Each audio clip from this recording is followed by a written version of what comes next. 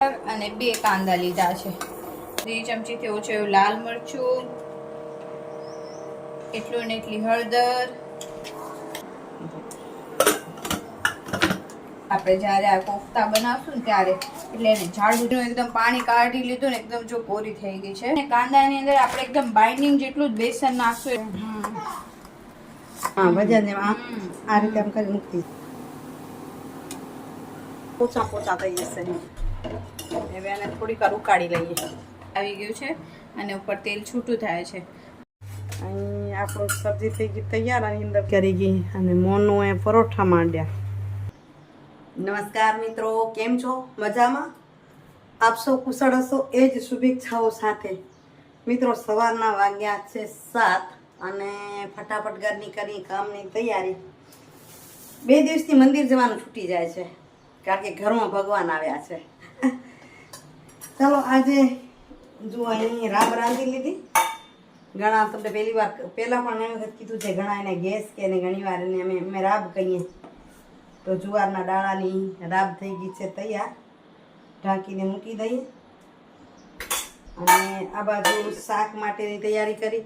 હમણાં કેરીમાં એવું થાય છે, ચટણી ખવાય, બીજું ખવાય, શાક છૂટી જાય, પછી શાક યાદ પણ આવે. પણ આજે શાકને બદલે પપૈયા મળ્યા છે અને પપૈયામાં સંભારો બનાવું છું, લાંબી ચીરી. ચાલો તો ફટાફટ કરતા જઈ તૈયારી. મોના માટેનો હેલ્ધી નાસ્તો મગ, મોનાના પપ્પા માટે કેરી પલાળ નાખ્યો. 7 વાગ્યા, ફટાફટ કેરીને સુધારશું કરશું. હું બાજુ દીકરી ઉઠીને કેમ ગયો ભાણિયો ખાવા. અમારો ભાણિયો છે ને મામીને બહુ ઓળખતો થઈ ગયો છે. મને હવે મારા જમીને મારા મેં છે તો આમ બોલી નથી. મામી જોઈ ખાલી આમ સ્માઇલ આપે તો આ એમ કરે સામે, એટલે મુસ્કુરાટ કા. કારણ કે મામી આખો દિવસ રમાડવાનું જ કામ સારું મળી ગયું છે. કુદરતી વહેલું આવવાનું થયું એટલે મામીને સથવારો મળી ગયો. નહીં તો મામી આખો દિવસ બોર થતો ઘરમાં, નક્કી હતું એ. તો ચાલો દિવસની શરૂઆત જલ્દી જલ્દી કામ કરીએ. सुबह सुबह आनंद हो गया है, अभी काम जल्दी जल्दी करना है. हिंदी બહુ આવડતા નહીં है એટલે બાવા હિન્દી બોલતા है. તો મિત્રો વાગ્યા છે 9:30 અને થઈ ગઈ છું તૈયાર. ચાલો હવે મળી સાંજે. શક્ય હશે તો ઓફિસ આપણે સુવિચાર લેશું અને ઓફિસ પણ તમને બતાવશું, બરાબર? નહીં તો સાંજે પછી વળી પાછા પરિવાર સાથેની મોજ. મિત્રો સાંજ પડી ઘરે પહોંચ્યા. ગરમી બહુ છે, થાકી જવાય. હમણાં તો એમ થાય કેટલી વાર નવાય છીએ, નક્કી ન થાય એવું થાય. પણ હું પાણીમાં ઓછું વાપરું, નાહી લઉં તો 2 કળશિયા પાણીમાં નવાઈ જાય. મને એમ ઠંડક પડી જાય એટલે ફ્રેશ થઈ રહું. ચાલો મને એમ થયું કે રસોડામાં બધું કરવા માંડ્યા છે, વાતો સાંભળ્યા છે, આપણે મંડું ભાઈ પહેલાં થયું સુવિચાર લઈ લઉં તો પછી આખા દિવસમાં કાંઈક નવું બનશે. એ હકીકત છે, શું બને એ મને ખબર હોય નહીં, પછી ખબર પડે. કાંઈક પલાળીને બનાવવાનું હોય તો પહેલેથી ખબર પડે આજ આ વસ્તુ પલળી છે એટલે આ બનશે. તો આજના સુવિચારની જે વાત છે ને એ મન અને વિચારોની છે. તો મન વિચારોની જો હું વાત કરું તો એવી છે કે લોકોનું સમર્થન અને વિરોધ એ વિચારોથી હોવો જોઈએ.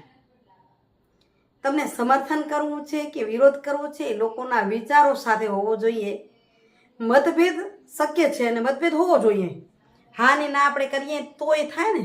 જો આપણે હા ના જ નથી કરતા તો સાચા એમાં ખોટા સાચા, ખોટું લાગે ત્યાં વિરોધ થાય. એટલે આપણે મતભેદ હોવો જોઈએ પણ મનભેદ ક્યારે હોવો જોઈએ નહીં.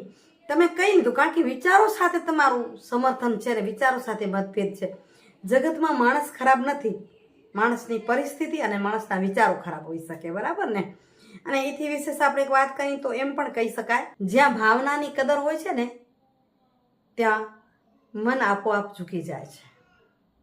પછી તમારા સંબંધનું નામ ભલે ને કોઈ ન હોય, મનભેદ ન હોય અને ભાવનાની કદર થાય. મતભેદ હોય, હા નાનો મતભેદ થયો, પણ જો ભાવનાની ત્યાં કદર થઈ, કારણ કે વિચારોનો વિરોધ છે, ત્યાં અમારા જ્યારે વિચારો બદલાય એટલે ભાવનાની કદર થાય, એટલે મન તમારું આપોઆપ એ વ્યક્તિ તરફ પ્રેરાય. એ સંબંધને કોઈ નામ ના આપવું પડે. બાપ દીકરીનો સંબંધ હોય તોય ભલે, મા દીકરીનો હોય તો પણ ભલે, અને પિતા પુત્રનો હોય તો પણ ભલે. એટલે એ મન હંમેશા એમની તરફ પ્રેરાય છે, સંબંધનું કોઈ ભલે નામ ન હોય, રિશ્તાનું કોઈ પણ નામ ન હોય, પણ ભાવના સાચી હોવી જોઈએ. ચાલો હવે આપણે જઈએ રસોડામાં. હવે તમને મળતા રહી બધાની સાથે, એકલા નહીં મળીએ.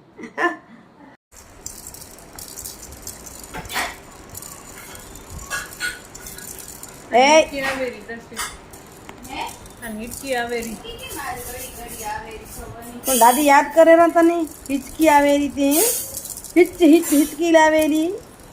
ચાલો બાબુ રમે છે. અને દ્રષ્ટિ શું બનવાનું છે? દ્રષ્ટિબેન શું બનાવો છો? આજે બને છે દૂધી કોફતા ગ્રેવી. દૂધી કોફતાની ગ્રેવી માટે જો અહીંયા 4 ટમાટર અને 2 કાંદા લીધા છે. ટમાટર વધારે લેવાનો, બધાને કુકરમાં લઈ લઈશું. હવે 10 થી 12 લસણની કણી લઈ લીધી છે અહીંયા, અને 10 થી 12 કાજુ ટુકડા, 1 ટુકડો મોટો એવો આદુ, અને હવે એની અંદર છે આપણા 2 ઇલાયચી અને 3 લવિંગ.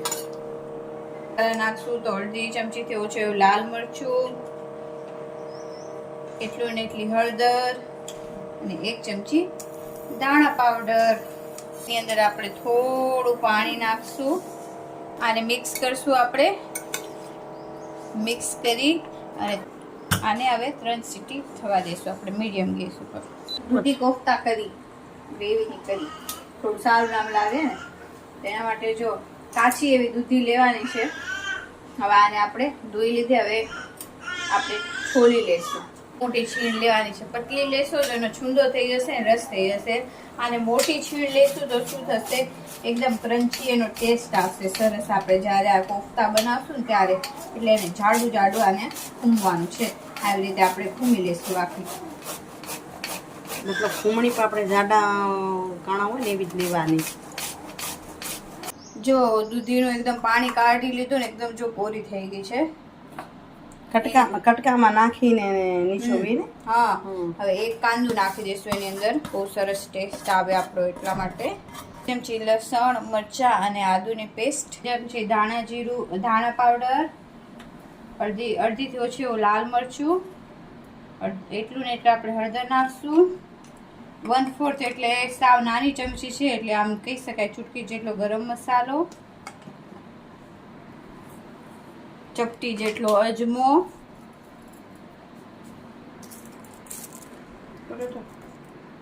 થોડું આ કલર વાળું લાલ મરચું નાખી દઈશું આપણે. આ દૂધી અને કાંદાની અંદર આપણે એકદમ બાઇન્ડિંગ જેટલું જ બેસન નાખશું, એટલે સમજો ને 1 મોટી ચમચી જેટલું પેલું બેસન નાખીને જોશું. પછી આપણે ચેક કરશું કેવી જરૂરિયાત પડે છે. લસણ, મરચાં ને આદુની પેસ્ટમાં નમક હતું, એટલે નમક આપણે અત્યારે થોડુંક નાખશું. પાણી મૂકશે નમક પણ, એટલે થોડુંક નાખી દઈએ નમક. 1 ચપટી જેટલો આમચૂર પાવડર નાખશું. આવી રીતે હાથથી આપણે મિક્સ કરી લેશું, ને જરૂર પડશે એટલું આપણે બેસન થોડું નાખતા જશું. જો એકદમ સાવ ચૂટકી જેટલા આપણે એની અંદર ફૂલ સોડા નાખશું, તો શું થશે કે વડી એકદમ ફૂલીને અંદરથી કાચી નહીં રહે. એટલે થોડું હવે આવી રીતે બેસન એડ કરશું. જરૂર પડે એટલું નાખતું જવાનું, પહેલેથી ના નાખવાનું, કારણ કે કાંદું અને દૂધી ને બધા પાણી છોડે, અને બંધ થાય ને તરત જ આપણે તળવા પડશે. આ બાજુ લોટ બંધાય છે તેટલું આ બાજુ તેલ ગરમ થવા મૂકી દીધું છે, નહીં તો આ ઢીલું થતું જ જાય, નાખતા જઈને લૂઝ પડતું જાય, એટલે ફટાફટ બનાવવું પડે. બાઇન્ડિંગ આવી ગયું છે આપણું. આ ટાઈપના કોફતા બનાવી હું તો દ્રષ્ટિ ક્યારેક ઉતાવળો ને પછી આમ કરીને તળતી જાઉં છું. હા, ભજીયા જેમ આ રીતે આમ કરીને મૂકતી જાઉં અંદર. આ રીતે તો મૂકું તળવા માટે. આમાં મેં તેલ બહુ નથી લીધું, એકદમ મીડિયમ મોના પર કરવાનું, કેમ કે અંદરથી કાચી ન રહેવી જોઈએ. એક મૂકતા આવશું આપણે આની અંદર, તુરંત બ્રાઉન ના થઈ જાય.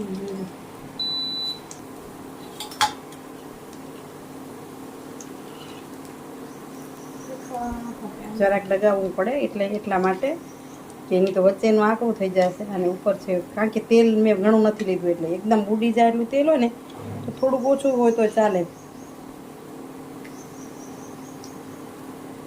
તો એને ધીમા તપે ને ચડવા દઈશું. આ ટાઈપના કલરના બધા થઈ જશે ને ત્યારે ઉતારશું અને એકદમ ધીમા ધીમા તકે ચડવા દઈશું. મીડિયમ ટુ લો જેમને કહીએ ને એમ લો એ રીતે.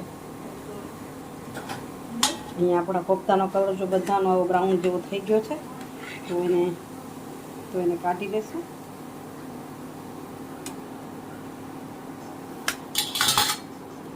એ જ રીતે પાછા આપણા બીજા જે તૈયાર છે એને આપણે નાખી દઈશું.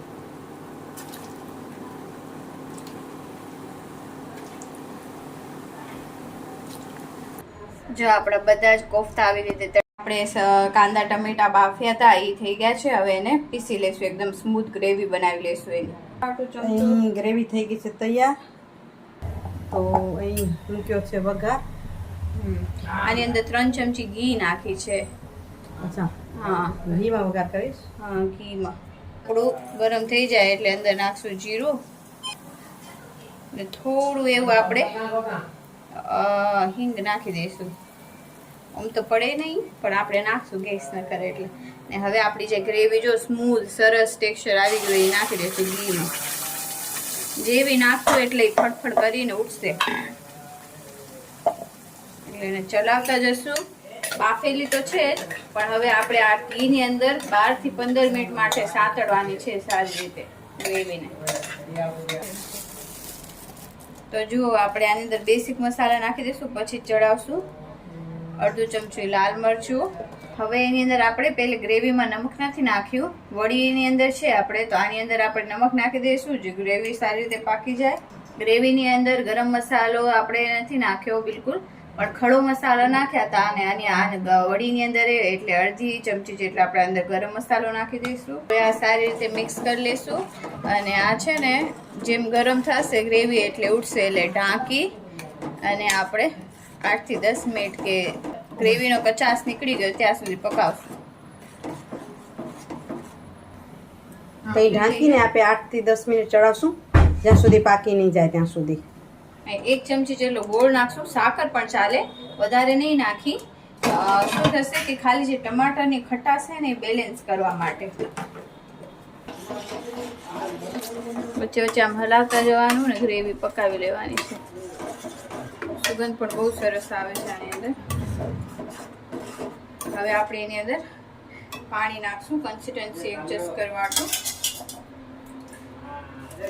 પછી વળી પાછું બોઇલ થાય ને ત્યાં સુધી પકાવશું ગ્રેવીને. બોઇલ થાય ત્યાં સુધી પકાવી લઈએ. અને કોફતા છે ને આપણો હા જમશું એ પહેલા જ નાખશું, નહીં તો એકદમ પોચા થઈ જશે. હવે એને થોડીક વાર ઉકાળી લઈએ. હવે એની અંદર આપણે કસૂરી મેથી નાખી દઈશું અને પાણી નાખ્યું છે એટલે મિક્સ કરીને એક બોઇલ આવે ત્યાં સુધી આપણે ગ્રેવી પકાવવાની છે.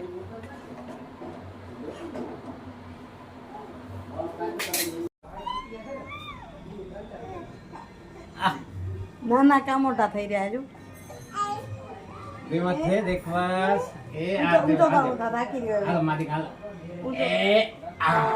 નાના આવે ને ત્યાં તેડી બેઠા એટલે ઓ સુથણા પલડી જ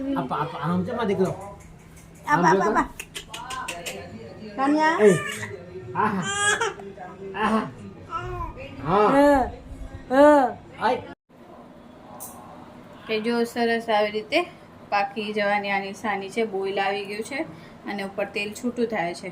ગ્રેવીને બંધ કરી નાખશું. જ્યારે જમશું ત્યારે વળી નાખશું, ત્યારે આપણે ઢાંકીને બંધ કરી નાખશું.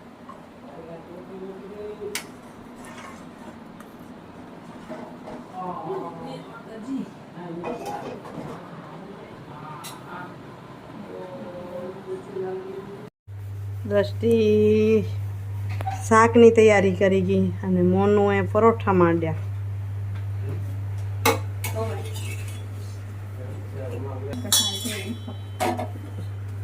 આવી ગઈ જોડીદાર પોચી આવી. તો સાદા પરોઠા છે એટલે આપણે પીઠ જ દેખાશે. તૈયાર કરશે ત્યારે વિડીયો કરશું. અહીં આપણું સબ્જી થઈ ગઈ તૈયાર. આની અંદર કોફતા મૂકી દીધો અને દ્રષ્ટિ પરોઠા કરીને જમવા બેસાડી દીધી. હમણાં એવું થઈ ગયું છે કે એને ટેબલ પર બેસાડીને એકલીને જમવા બેસાડી છે. અને શરૂઆતમાં જોઈએ ને જમવાનું કેવું છે, અડધાથી વધુ પેટ આનાથી ભરે છે. પછી ઘટાડે. તોય કોશિશ તો કરી છે કે એ ખાઈ શકે એવું બનાવીએ.